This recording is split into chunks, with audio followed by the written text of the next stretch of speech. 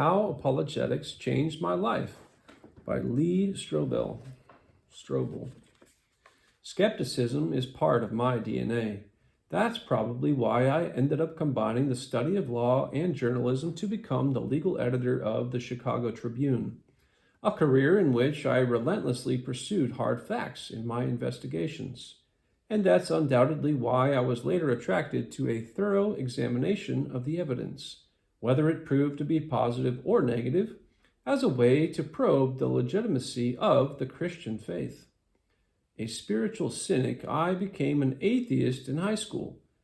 To me, the mere concept of an all-loving, all-knowing, all-powerful creator of the universe was so absurd on the surface that it didn't even warrant serious consideration.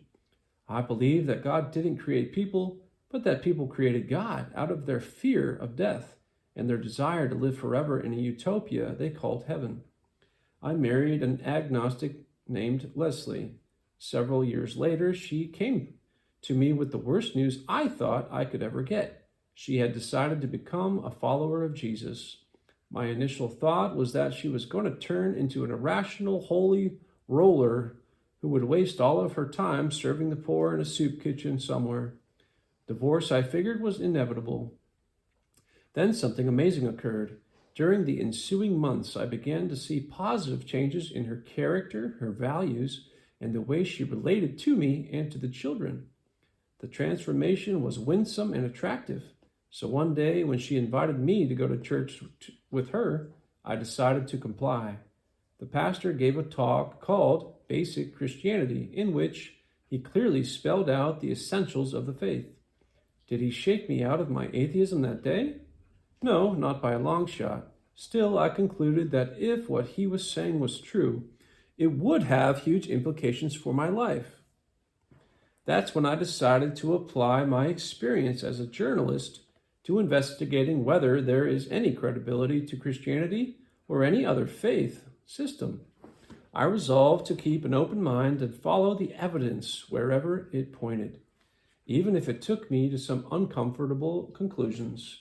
In a sense, I was checking out the biggest story of my career.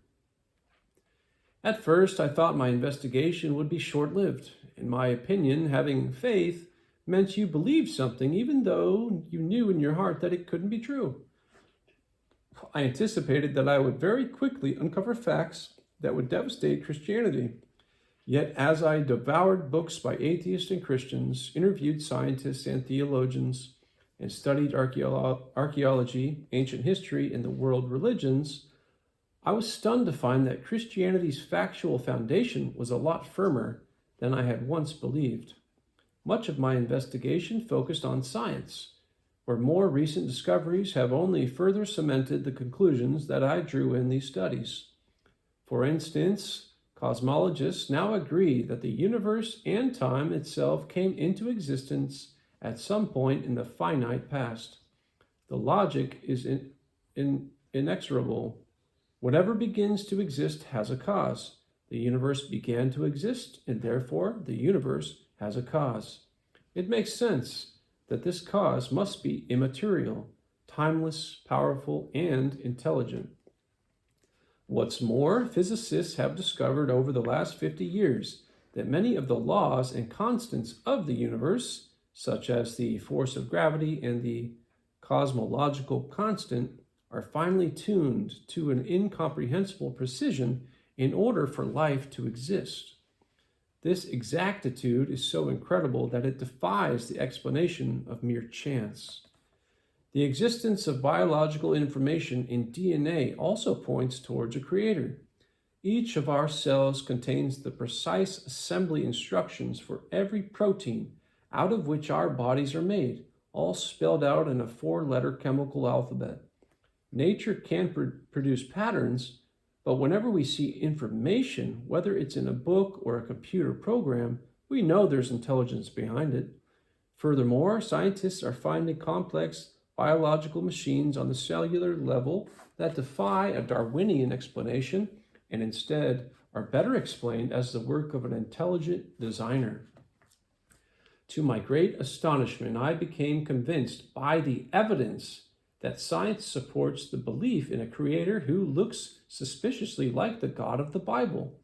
Spurred on by my discoveries, I then turned my attention to history. I found that Jesus and Jesus alone fulfilled ancient messianic prophecies against all mathematical odds.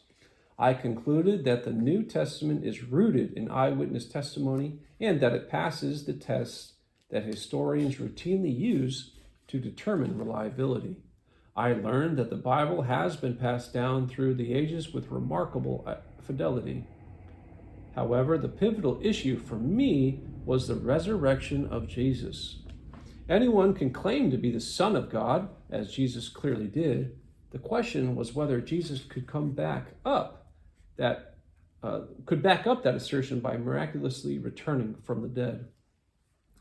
One by one, the facts built a convincing and compelling case. Jesus' death by crucifixion is as certain as anything in the ancient world. The accounts of his resurrection are too early to be the product of legendary development. Even the enemies of Jesus conceded that his tomb was empty on Easter morning, and the eyewitness encounters with the risen Jesus cannot be explained away as mere hallucination or wishful thinking. All of this just scratches the surface of what I uncovered in my nearly 2-year investigation. Frankly, I was completely surprised by the depth and breadth of the case for Christianity. And as someone trained in journalism and law, I felt I had no choice but to respond to the facts.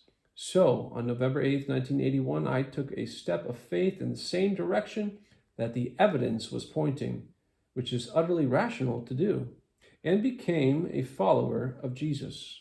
And just like the experience of my wife, over time, my character, my values, and priorities began to change for the good. For me, apologetics proved to be the running point of my life and eternity. I'm thankful for the scholars who so passionately and effectively defend the truth of Christianity.